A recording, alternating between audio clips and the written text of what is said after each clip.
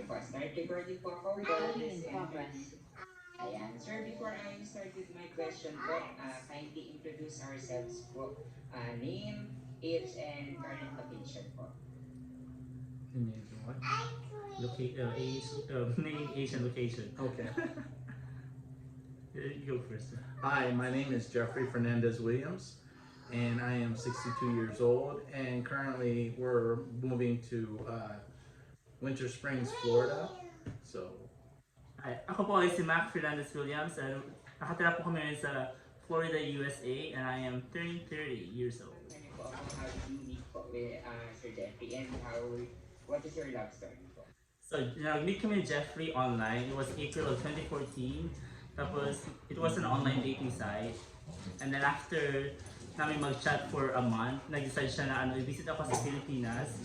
And then we decided to stay in Manila for at least 5 days para at least magkakilala kami. let's see. We met, as he said, and then we went up to visit his family. We met all the relatives, which were quite a lot. And then we went to like a tiki hut on the ocean and South China Sea. And Mac had written out a proposal and helped me practice to speak the Ilocano language as best I could. And we kind of shocked his parents, and they were quite, it was quite scary for a moment because they were just like frozen. And so we didn't know if they were mad or what. But they actually accepted, and they were very nice, and we've become very close now.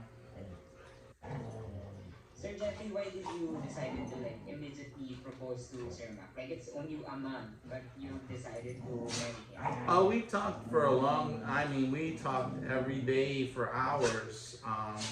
So it wasn't like it was just like we didn't know each other. We knew each other pretty well actually by the time I went there. And then like Max said, we were there for a week in Manila. We toured around Manila. We went out to all the sites, the museums and the fort, and we did a lot of stuff. And so we knew each other really quite well by that point. But we had an immediate connection, I would say. Yeah. That's cute. Sir Mac, what is your initial reaction na yun nga, biglang nag-propose po ito si Sir Jeffrey at that time?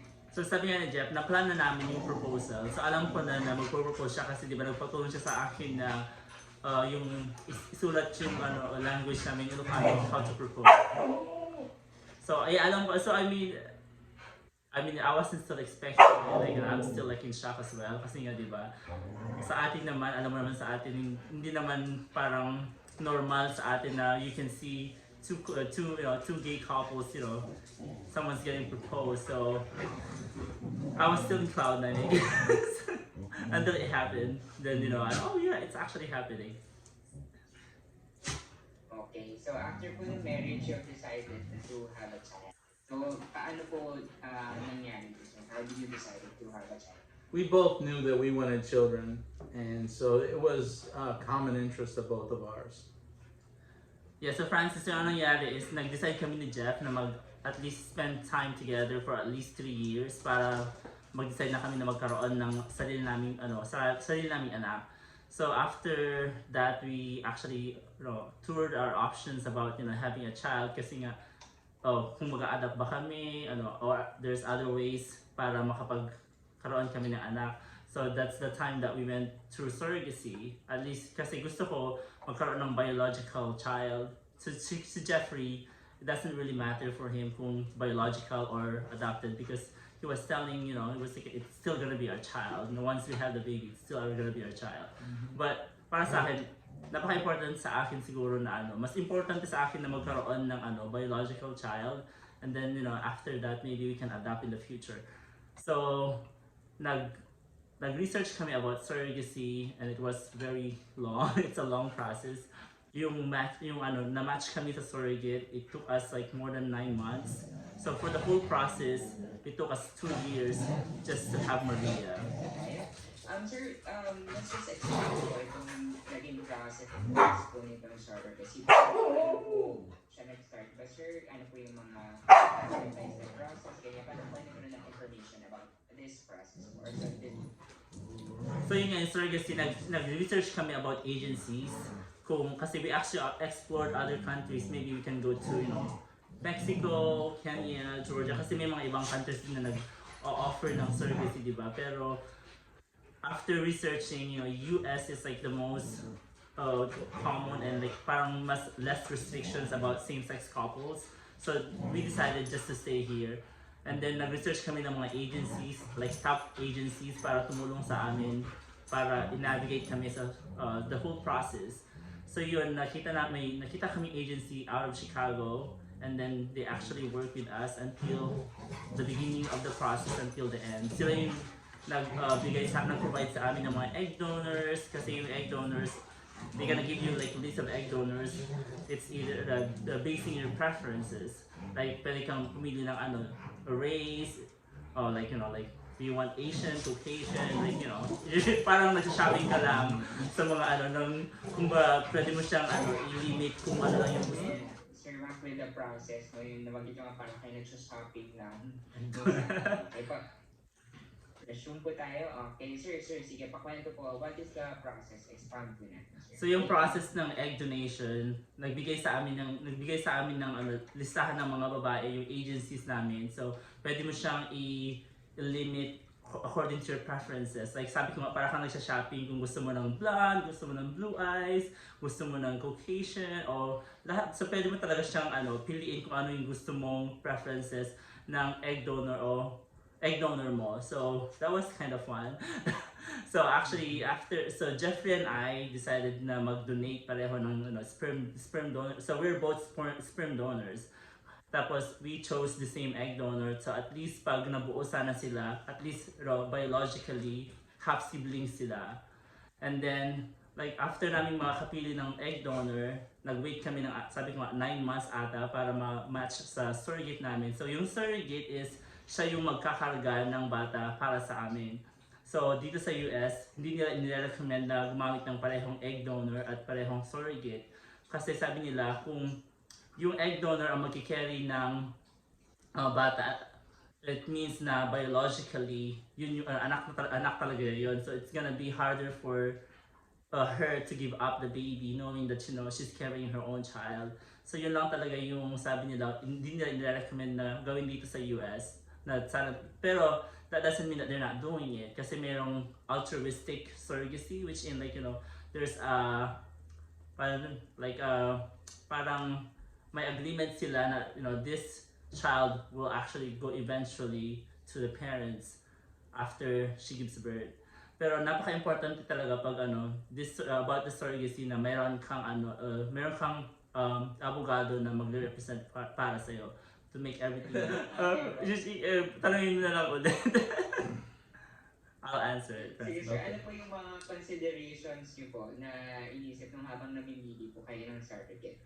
So yung consideration namin so we actually wanted to have 2 babies, right? So hindi naman lahat ng babae gustong mag-carry ng kambal kasi mas mahirap daw sa kanilang katawan. So yun yung parang nag-extend ng matching process namin kasi nga kasi almost lahat ng surrogate gusto nilang mag-carry ng isa lang, singleton. And napaka-important na sa amin na yung surrogate namin, she's not smoking, she was not drinking alcohol, and she should be eating healthy foods.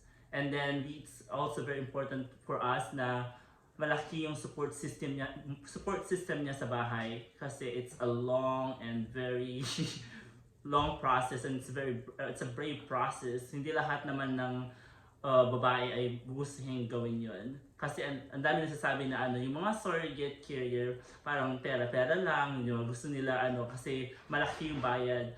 May kaibigan niya kami, sabi niya kahit ilang bayad daw ang bibigay namin sa kanya, hindi niya magagawa yun. So it's a big sacrifice for surrogates that they want to help couples like us.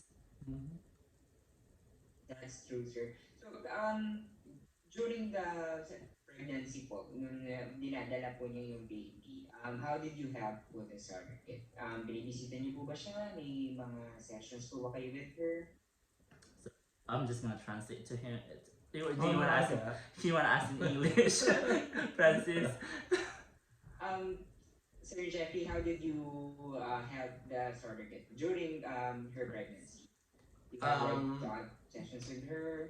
but the way it's set up, they get funding automatically, and it's put into a trust so that all the funding's up front. So they get paid by the month actually, and then on top of that, they get all their expenses covered. So like any medical or any type, they get clothing allowance and daycare if needed. I mean, it's quite an extensive process. But in addition to that, we were in constant communication with our first surrogate. We went down for two of the scans, Ultrasounds. ultrasounds. We visited the hospital. We got everything. Like we took a tour with the hospital and they showed us where we would stay. We actually stayed in the hospital.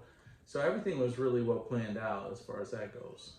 Yeah, naging close naman kami sa surrogate namin. No, naging open yung communication namin. So it was, it was a good, Mm. what do you call it? It was a good, what do you It was good communication Parang all the time. relationship. Yeah, it was a good relationship between all of us. Yeah, Right. thank you, friends. Yeah, she was really nice. I mean, she had two great kids of her own, and it was just a really nice process.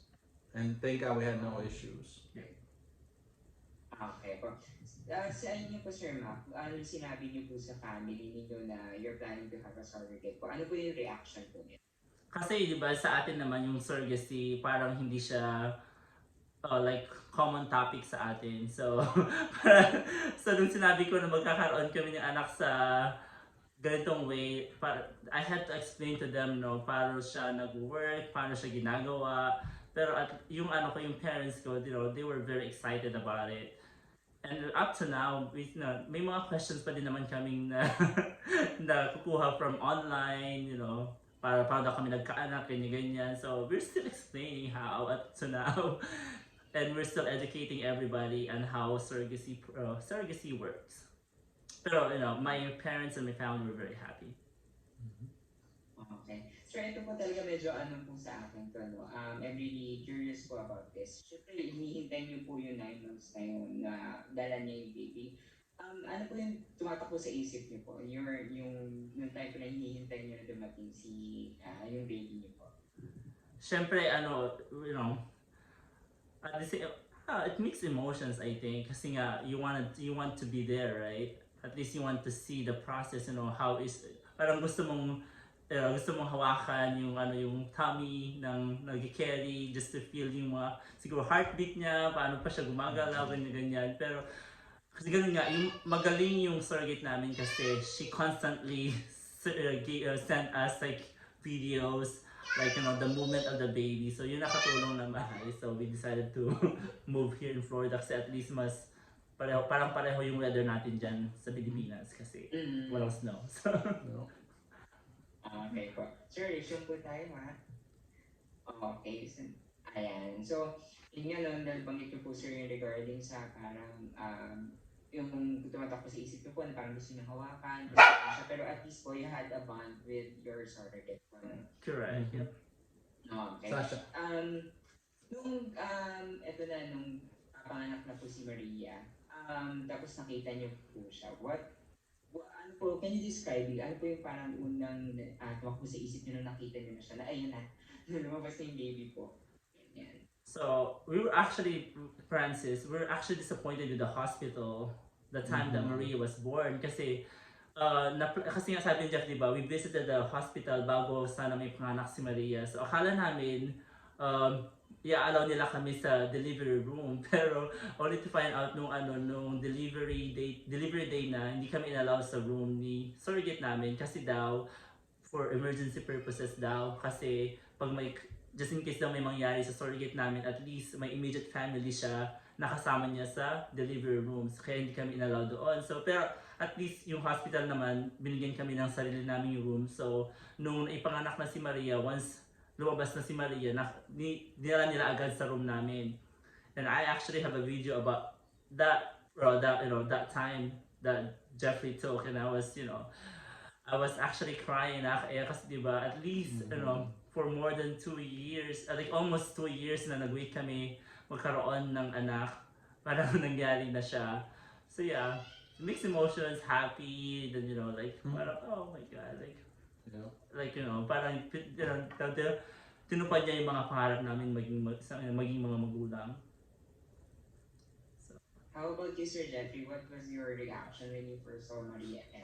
We were so excited. And nurse was so funny. She brought the baby in just seconds after the birth. It was a C-section, so that's why we couldn't go in. We were planned to be in there, but like Max said, the hospital administrator to the staff, the connection wasn't right when we got there in the morning of the birth. And it was a scheduled thing, you know, it wasn't like it was like a last minute decision. It was a scheduled C-section. But so they only allow one person in because of the C-section operation. And but oh my gosh, it was amazing to watch Mac hold the baby. I mean, it was just really so. It was a great moment for both of us. Yeah. You know. How did you decide to go with the name Maria Esther? So like what I've said, diba, we're supposed to have 2 babies. Pero kasi we lost our other baby when she was about 13 weeks. Parang hindi siya nag-develop around, you know, sa womb ng surrogate namin. So si Maria lang yung nagstay. And we prepared 2 names. So Maria Esther and Helen Grace. Yung Helen Grace is supposed to be Jeff's, and Maria Esther is it's mine. And then yung Helen Grace, it's from her mom, and it's her mom's name. My mom's name. And then Maria is my grandmother's name, and Esther is my mom's name.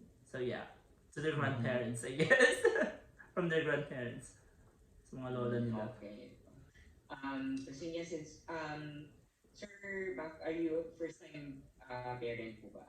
Yeah, we're both first-time parents actually. Okay, so what were your adjustments po habang pinapalaki itong si Maria Esther? Oh, it's a big adjustment for us.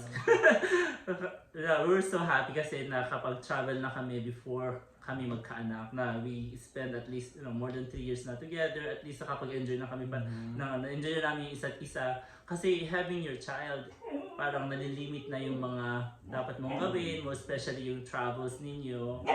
Hindi na kayo makakapag-travel kung saan-saan lang gusto ninyo. Kung may mga parties, hindi na lang kayo makapunta ng mga parties kasi nga bit-bit mo yung anak mo. And yeah, it was a big adjustment. Pero masaya naman siya. Kasi si Maria, napakabait na bata. Parang ngayon lang kami nagkakaroon talaga.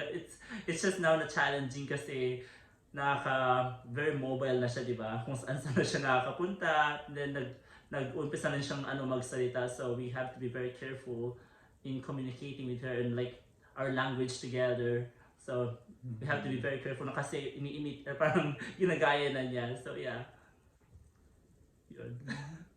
How about you po, Sir Jeff? What were your adjustments? Oh, it's just like Mac had said. I mean, it changed our whole life.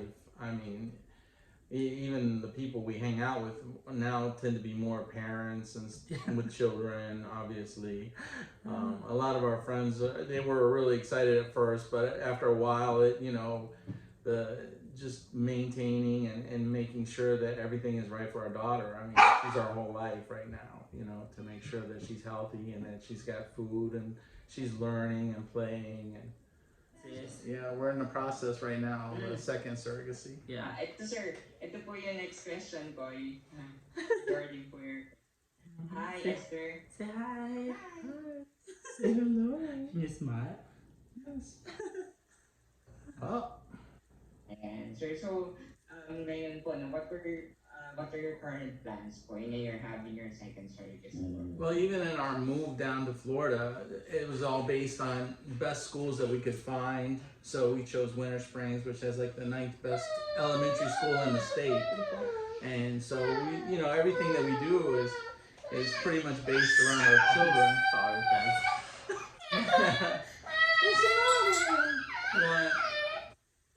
You want milk? I'm sorry, friends. Yan, Maris na siya. That's the one problem we have having a single child is she tends to be a little spoiled. So she's a little grabby right now, but we hope that will change with our second child. So yeah, so like what I said, like what Jeffrey said, we're doing another surrogacy right now, Francis. We actually just signed our contract last week, and then hopefully by next month we can transfer our baby. So may embryos na kami, Francis. So Say I'm sorry, Sir Francis. I'm sorry, Francis. I'll just get her milk. I get it. Walang pause here. I'm sorry. Say, oh, say, sorry po. Say hi. She's 2 years old lang siya, Francis. So, ayan. Ilan, at 2 years old po? 2.5. So, ayan. Yes. Terrible, terrible twos.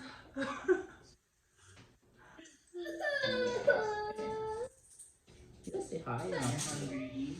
Yeah, you hungry? Are you sleepy? Antok pa siya. Are you tired? Maaga pa siya. It's okay. Cute. Say salamat po. Yeah, say salamat po. Sir Jeff, hirapan ako ng English, sorry. What were the traits that you really like about Sir Mac? Oh my God. I am so blessed. Believe me, I am so blessed. Best decision I ever made. I worked very hard for a long time. I was very dedicated to my career. And when I met Mac, it was such a blessing. And we just hit it off so well. And my sister was like, don't go. And I was like, no, I'm going to see if this is real or not. You know, it's like, because, you know, as much as you talk, at that time it was all on Skype. And, but we talked for hours. Of course, the internet there wasn't the best. So it was in and out. It was hard. It was difficult, but we made it through. And so I got to the airport, and McNeil was his first time in Manila. So he was at the wrong terminal. And my phone didn't work, my laptop didn't work because the internet was still under construction at the airport.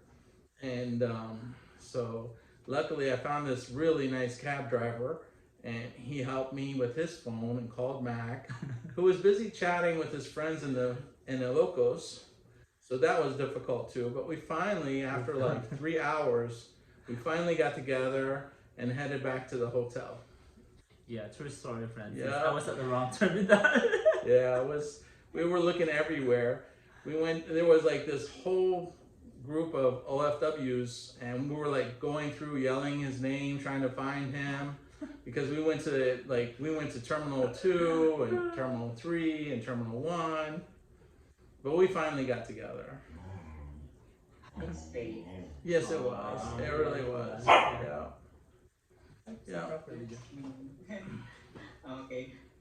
Sir, what are your tips or advices for couples who want to try surrogacy or who wants to have a child through surrogacy? Oh, do your research. I mean, really, there's so much involved in it. And make sure you have a good lawyer, because, I mean, even today, like they say, don't ever use a friend. But, you know, some people don't have the luxury of not using a friend because of the cost. So, you know, it just, I mean, there's some legal nightmares out there, even in this country. So just be really planned. We used a agency on our first, on Maria, because we really wanted to make sure everything went well. And it was a really good investment for us. Hey po, Sir Mac, what are your advice po? Oh yeah, sabi nga ni Jeff, research and research. And then, you know, work with whatever is gonna work best for you and your family. Kasi may mga, you know, may mga different options naman about surrogacy, like what I've said, you know. Like there's different kinds of surrogacy. So what, you know, kung ano yung kaya ng, you know, bulsa ninyo, yun yung gawin ninyo. Pero make sure na may abogado kayo para ma-represent kayo very well. Kasi you don't want na may panganak yung bata at to find out na di mo pala makukuha yung bata. So it's very important that you have a legal representation. Okay, sir. Last question po ako. Is it okay? Do you have any estimates po kung magkano yung i-gastos po ninyo for this surrogacy? Kahit estimate lang. So yung surrogacy dito sa US, it's iba-iba talaga siya, pero may base, may start base siya. So nagsisimula siya from, you know, $90,000 US, and then it could end up to $250,000 US. For how much we spent, I could not, like, I don't know, probably around 130 to 150,000, $100,000 US. Whatever they tell you, anticipate at least 20% overage. Yeah. kasi estimate lang, kasi like what Jeff said, there would be like, hidden fees for like emergency fees, for example, na hindi, parang something might happen to your surrogate along the way, then because like you're responsible to the surrogate for the whole time. Right. For example, kasi sa amin yung surrogate dati, yung surrogate din namin, wala siyang trabaho. Nagtatrabaho, tapos yung asawa niya, nagtatrabaho siya pero part-time, so wala silang insurance. And napakamahal ng insurance dito sa US. So, we needed to buy like a private insurance for her for the whole process. So, yun yung added cost na hindi namin in-anticipate. And we were fortunate because there were no complications.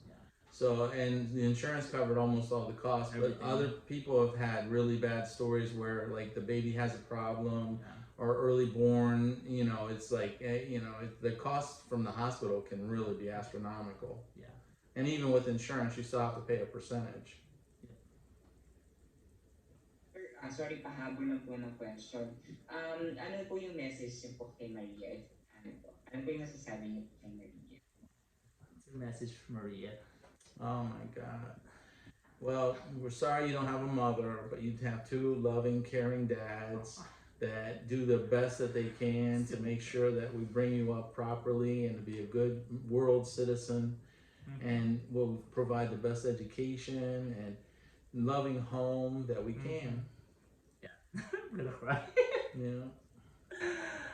Like what Jeff said, Maria, always remember that we made everything possible to have you in this world, and you are loved, and we will always be here for you, baby, no matter what happens. Our daddies love you. Your daddies loves you so much, and we will protect you to the best that we can. Yeah. Okay, I'm done na po with the interview, Sir Max, Sir Jeff. Stop recording po. Thank you so much po. Thank you so much for the time. Thank I'm done na you. po with the interview. Salamat po. Thank you. Salamat. Thank you, Francis. Thank you, Kai. Thank you. Thank you po. Bye-bye. Bye. Bye-bye po. Night sa inyo. Bye. Yes po. Yes, good night. Magandang gabi. Thank you po. You're welcome. Bye-bye.